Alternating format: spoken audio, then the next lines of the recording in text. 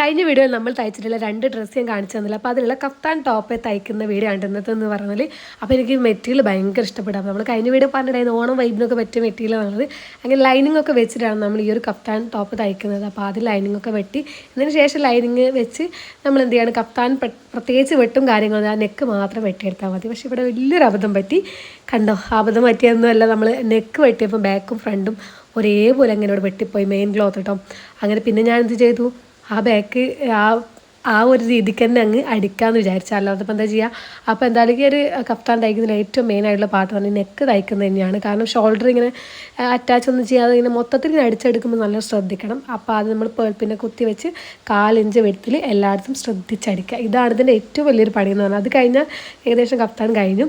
അപ്പോൾ ഇതാ final look എന്ന് പറഞ്ഞാൽ ഇങ്ങനെയാണ്. അപ്പോൾ നമ്മൾ ഓൾറെഡി കഴിഞ്ഞ വീഡിയോയിൽ കാണിച്ചു തന്നതാണ്. അപ്പോൾ ഇതൊക്കെ നിങ്ങൾക്ക് വേണമെങ്കിൽ നമ്മളെ പേജ് വഴി ഓർഡർ ചെയ്യാവുന്ന കേട്ടോ. അപ്പോൾ ഇന്നത്തെ വീഡിയോ ഇത്രയേ ഉള്ളൂ.